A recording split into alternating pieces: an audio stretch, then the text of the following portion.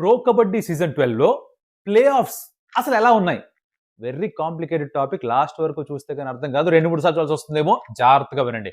8 teams play offs qualify అవుతాయి. అవునా? First play ఇన్స్ ఉన్నాయి.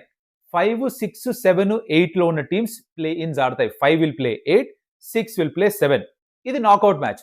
గెలిచిన వాళ్ళు ఒక మ్యాచ్ ఆడతారు. అంటే ఫర్ ఎగ్జాంపుల్ 5 గెలిచింది, 7 గెలిచింది అనుకున్నాం. ఈ విన్ అయిన వాళ్ళు ఒక మ్యాచ్ ఆడతారు.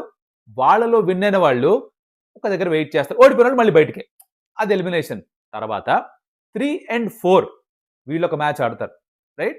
ఈ 3 and 4 లో ఓడిపోయిన టీం ఏదైతే ఉందో వాళ్ళు వెళ్ళి ఇంతకు ముందర అన్ని గెలిచి వచ్చారు కదా, వాళ్ళతో ఒక మ్యాచ్ ఆడతారు. ఈ 3 and 4 లో గెలిచిన టీం హోల్డ్ ఇట్ వెయిట్ చెప్తాను.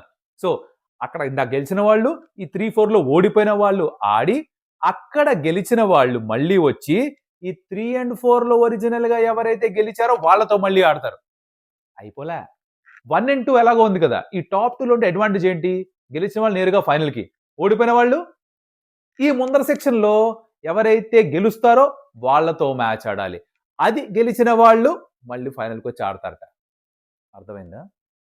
కొంచెం కన్ఫ్యూజింగ్ గా ఉంది కానీ అర్థమైంది. కాలేదా? మళ్ళీ చూడండి మామూలు.